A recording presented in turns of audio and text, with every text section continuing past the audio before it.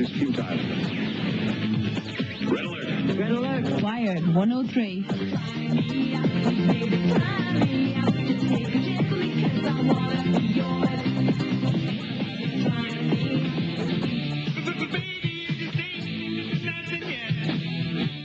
Wired 103 FM first came on the airwaves in September 1995. Mary Immaculate was one of 4 colleges to be granted a licence from the IRTC, which will be considered for renewal in December 1996. The slow process of attaining a licence was matched by the difficulties of getting students involved initially. Mara Agee was one of the students who worked to get the station running. Trying to generate enthusiasm in something really that hadn't set up was hard. So what we did was we got posters and we tried and put them up around the college to let people aware they're Wired 103. Well, actually at the time it wasn't called Wired, we had no name for it, so that was the main problem. Was we were trying to get people interested in something that had no name and didn't exist as such. It only was the equipment was there but nobody knew about it. So what we did was we got a questionnaire and went around the colleges. There's 4 of the colleges involved in it, and we went to them as well and asked them questionnaires on what people wanted on the radio station and what they'd like to hear on it. So by doing that we got information from the students what they want to hear on radio, and also people became aware that there's going to be a radio station broadcasting from Mary I in September. The problems of travel actually out to Mary I are really, really awkward because, the simple thing like a bus from UL to city centre, and they rarely go as far as, say, Mary I, which means time-wise it is very consuming.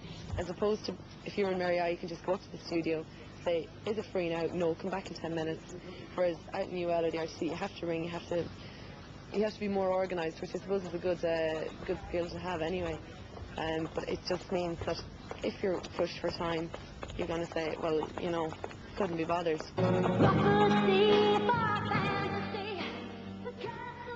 The IRTC contract states that the overall output must contain 40% talk content and 60% music. Of that talk content, 30% must be in the Irish language, and this means a great deal of work by the students who participate. Most of the content is included in the magazine programmes. These are generally considered to be more difficult to produce than music shows. However, all shows require a committed level of preparation from their producers and presenters. Laurie O'Flynn presents the Heartstrings programme on Thursday nights. On the weekdays, Monday to, let's say, Wednesday, I'm hunting down Mihal, the technician, to look for Marantz, and I have to find people to interview for my special reporter on the show. And that's another maybe day gone, and then it takes another while to organise scripts because I'm a bit nervous on air, so I have to have a lot of ideas in case I get, dumbstruck or something. This is a special Wired broadcast over a fortnight at the University of Limerick, especially for College Week. Students are making lots of interesting programmes. Behind me here there are loads of students sitting out listening to music, enjoying the sunshine. With loads of staff involvement, the president of the university, lots of people talking on air. This week we have the Cranberries, so it's very, very exciting. The music really suits the students. It's what the students want to hear, it's very good. Broadcasting from Mary Immaculate College. Station is seen as being a Mary I station. You say to people, turn on to Wired 103, and they say, but it's Mary I, why would I listen to that? And you try and explain to them, well, it's actually a conglomeration, it's Mary I, it's UL, and it's the RTC. But they say, well, all the DJs are from Mary I, and you say, well, there's 1 or 2 from UL, and okay, who's on from the RTC then? Well, there's nobody on from the RTC really, or there's maybe 1 on from the RTC, and see how Mary I just start taking advantage, not taking advantage in a bad way, but just they have to fill in the time. So I see it as a good step that UL are looking at getting a studio. An even better step then would be if the RTC were to get a studio as well, and that we could extend our hours even more, because last term, as the hours were only 6 until 8, I mean, who's going to turn on a radio for 2 hours, turn it off? It's the remembering to turn it on. Our contract was awarded to us on the basis that we would have an input from the other 2 colleges. It is not a Mary I station. It just maybe the perception is there on the basis that the studio which is up and running is here in Mary I. Something that we've been trying to push is a studio in UL and a studio in the RTC.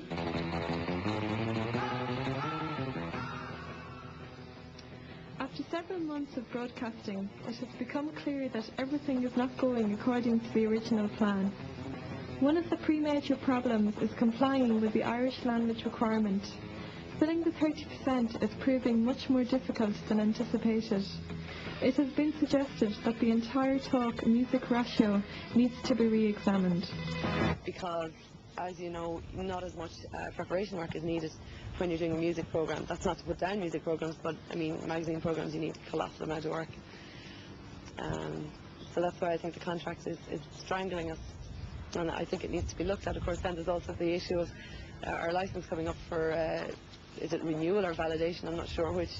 That's in December sometime. So I think if we don't come up to this 40%, they'll either say, no, okay, Wired 103 won't have the licence anymore, or else they may take the opportunity to look and decide, well, okay, they can't keep up the 40% talk content, so we'll go with a bit less, and they'll work harder at what they have. Lack of funding originally restrained the Radio Board, Wired's governing body, from appointing a full-time station manager. At the beginning, this task was performed on a part-time basis by 2 co-op students who also had other job obligations. This severely limited the amount of time they could give to the running of the station.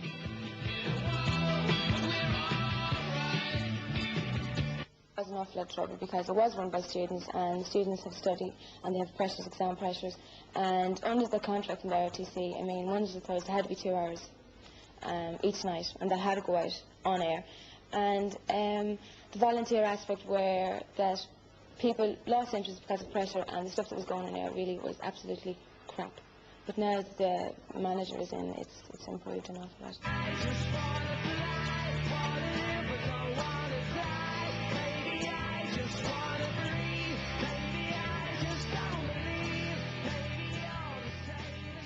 Maintaining interest and involvement among volunteers is difficult when there is little or no reward and feedback for the amount of effort they put in.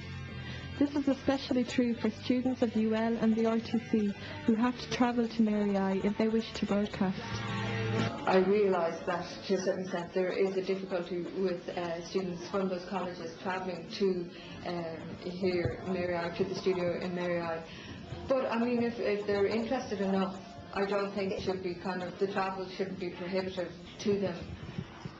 If you're interested enough, then yeah, you'll do it, no hassle, like you'll love to do it, but if you just like to have it as a sort of a hobby, then it's very time consuming. You can walk my path, you can wear my shoes, learn to talk like me, and be an angel too. But maybe you ain't never gonna feel this way. You ain't never gonna know me. But I know you. Despite these teething problems, the future looks bright. The broadcasting times have been extended from 2 to 4 hours and are expected to increase, with 2 new studios expected to come online in September 1996. Student involvement is expected to grow. As the station improves, it is likely to attract more sponsorship, and additional audiences are being targeted. Student participation is vital for the continued development of Wired 103 FM. Without their involvement, it has no purpose. So stay tuned.